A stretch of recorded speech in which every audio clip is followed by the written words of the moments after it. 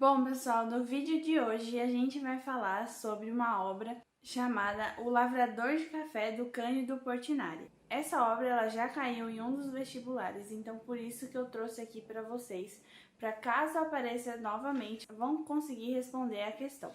Então, antes da gente falar sobre a obra em si, é importante a gente conhecer quem fez essa obra. Tanto para uma obra artística quanto para um livro, você precisa conhecer o autor, a pessoa que elaborou aquela obra.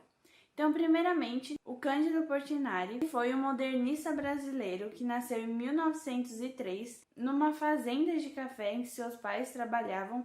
Depois, quando ele cresceu, ele passou a frequentar a Escola Nacional de Belas Artes. Chegou a ir para Paris, conheceu lá diversos artistas como a Maria Martinelli e ela acabou se tornando sua esposa.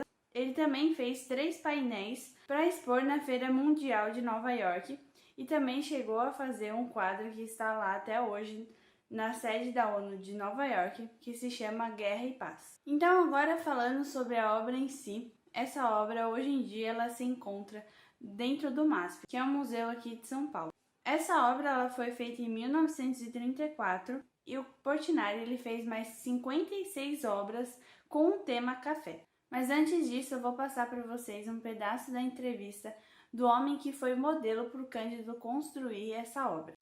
Newton Rodrigues foi um dos primeiros modelos do pintor em seu corpo a corpo com a paisagem e o homem brasileiros.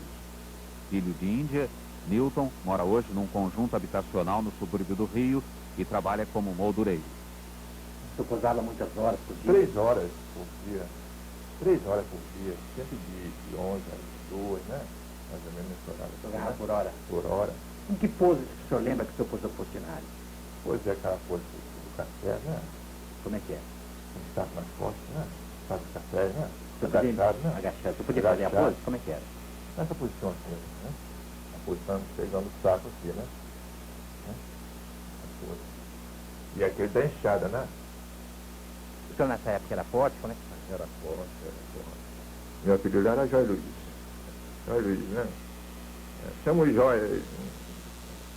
Então, como vocês puderam ver, o homem que está representado na figura, esse homem realmente existiu. E essa obra ela ficou pronta em 1934. Mas uma coisa que a gente tem que pensar é por que o café era tão importante naquela época.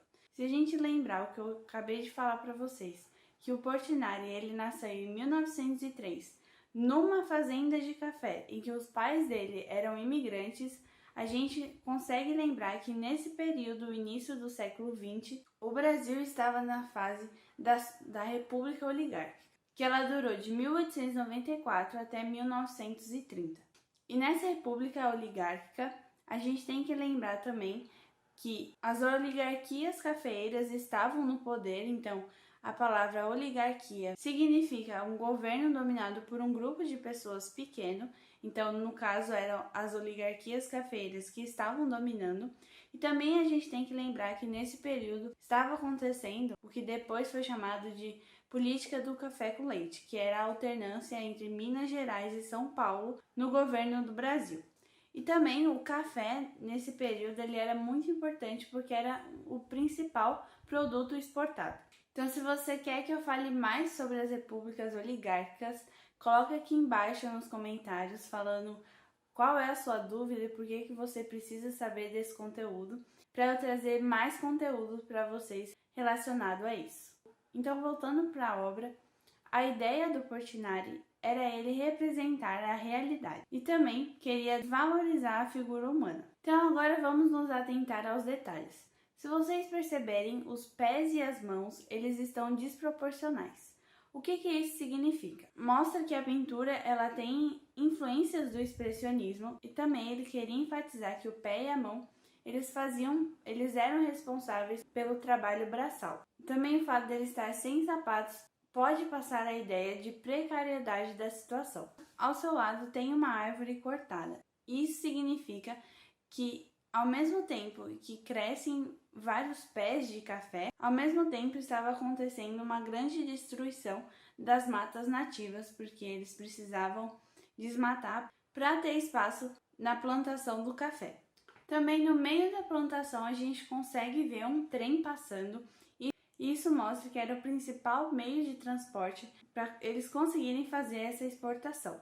O céu ele está cheio de nuvens e as suas cores têm o objetivo de ressaltar ali a figura humana. E se vocês perceberem, tem uma iluminação no canto superior que ilumina o rosto do homem, ressaltando a sua expressão de preocupação e cansaço do seu trabalho. Então, só com a análise dessa obra a gente consegue ver muitas características do período do Brasil, então o período das repúblicas oligárquicas, como o café, o trabalho da mão escrava, o meio de transporte que naquele momento principal era o trem. Então essa pintura ela ajuda para a gente entender melhor o Brasil nessa época. Essa pintura já caiu no vestibular da UEL em 2009 e aí ele pergunta o que é possível afirmar a partir da análise dessa obra. E a alternativa correta é a A, porque na alternativa A fala que está mostrando, representando a mão de obra escrava e a exportação do café. Então, com toda a análise que a gente fez, já seria muito mais fácil para você responder essa questão.